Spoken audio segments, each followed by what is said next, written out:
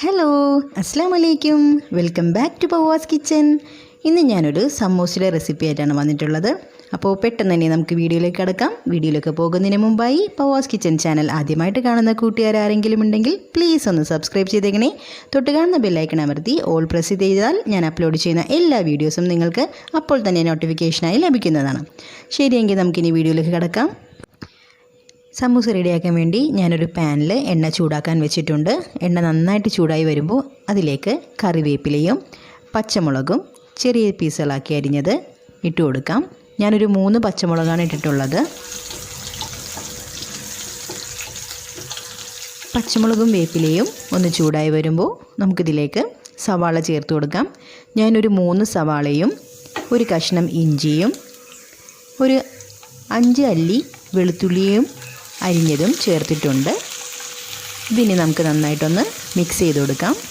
സവാള ഒന്ന് വാടി വരുന്നത് വരെ ഒന്ന് വഴറ്റി കൊടുക്കാം.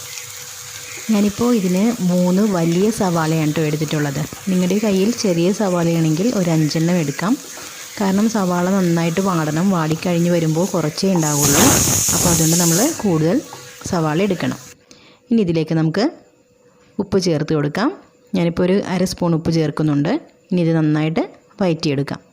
ഇനി നമുക്കിതിലേക്ക് 1/4 ടീസ്പൂണോളം മഞ്ഞൾപ്പൊടി ചേർത്ത് കൊടുക്കാം. അതിനുശേഷം നന്നായിട്ട് ഇത് മിക്സ് ചെയ്തെടുക്കാം. സവാള നന്നായിട്ട് വാടി വരുന്നത് വരെ മിക്സ് ചെയ്തുകൊണ്ടേയിരിക്കാം. ഇപ്പോൾ നമ്മുടെ ഈ സവാള ഏകദേശം വാടി വന്നിട്ടുണ്ട്. ഇനി നമുക്കിതിലേക്ക് ഇറച്ചി ചേർത്ത് കൊടുക്കാം. ഞാനിപ്പോൾ ഇവിടെ ബീഫാണ് എടുത്തിട്ടുള്ളത്. 1/4 കിലോ ബീഫ്. ഉപ്പ്, മഞ്ഞൾ, കുരുമുളക് പൊടി, കുറച്ച് മുളക് പൊടി ഇട്ട് നന്നായിട്ട് വേവിച്ചതിന് ശേഷം മിക്സിയിലിട്ടൊന്ന് ചതച്ചെടുത്തതാണിത്. ഇത് നന്നായിട്ടൊന്ന് മിക്സ് ചെയ്ത് കൊടുക്കാം. ഒരു ബ്രൗൺ നിറമാകുന്നത് വരെ നമുക്കിതൊന്ന് മിക്സ് ചെയ്തെടുക്കണം. ഇനി നമുക്കിതിലേക്ക് 1/4 സ്പൂണോളം മുളക് പൊടി ചേർത്ത് കൊടുക്കാം. നമ്മൾ ബീഫ് വേവിച്ചപ്പോൾ എരിവിട്ടിട്ടുള്ളതാണ്. അപ്പോൾ നിങ്ങൾ നോക്കിയിട്ട് വേണം മുളക് പൊടി ചേർക്കാൻ. പിന്നെ ഒരു 1/4 ടീസ്പൂണോളം കുരുമുളക് പൊടിയും ചേർത്ത് നന്നായിട്ടൊന്ന് മിക്സ് ചെയ്തെടുക്കാം. ഇപ്പോൾ നമ്മുടെ സമൂസയുടെ ഫില്ലിങ്ങിന് വേണ്ട മസാല റെഡി ആയിട്ടുണ്ട്. ഇനി നമുക്ക് സമൂസ ഷീറ്റ് ഒട്ടിക്കാൻ വേണ്ടി 2 സ്പൂൺ മൈദ, കുറച്ച് ചൂടുവെള്ളം ഒഴിച്ച് ഒന്ന് മിക്സ് ചെയ്തെടുക്കാം. ഒരു പശ പോലെ ഒന്ന് റെഡിയാക്കിയെടുക്കാം. ഇപ്പോൾ നമ്മുടെ പശയും റെഡി ആയിട്ടുണ്ട്. ഇനി നമുക്ക് സമൂസ ലീഫ് എടുത്ത് ഫില്ല് ചെയ്യാം. സമൂസ ഷീറ്റ് ഇതുപോലെ എടുത്ത് നല്ല സോഫ്റ്റായിട്ടിരിപ്പുണ്ട്. ഇങ്ങനെയൊന്ന് ഫോൾഡ് ചെയ്ത് ഇതുപോലെ വെക്കാം. ഇനി നമുക്കിതിലേക്ക് ഫില്ലിങ്ങിനുള്ള മസാല ഇട്ട് കൊടുക്കാം.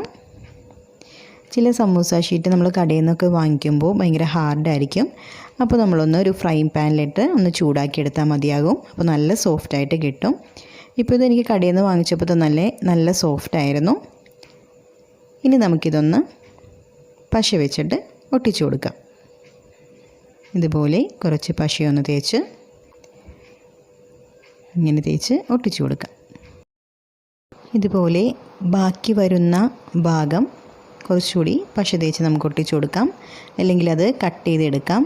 ഇപ്പോൾ ഞാനിതിൽ പശ തേച്ച് ഒട്ടിക്കുകയാണ് ചെയ്യുന്നത്.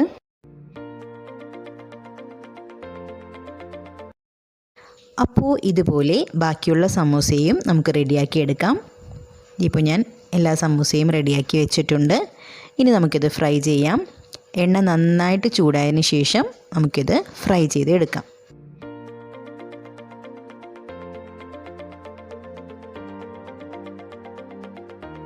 അപ്പോൾ നമ്മുടെ നല്ല ക്രിസ്പി ആയിട്ടുള്ള സമൂസ റെഡി ആയിട്ടുണ്ട്. നിങ്ങളും ഇതൊന്ന് ട്രൈ ചെയ്ത് നോക്കണം. എന്നിട്ട് റെസിപ്പി ഇഷ്ടപ്പെട്ടാൽ പവാസ് കിച്ചൻ ചാനൽ ലൈക്ക് ചെയ്യാനും കമൻറ്റ് ചെയ്യാനും ഷെയർ ചെയ്യാനും മറക്കരുത്. Thank you.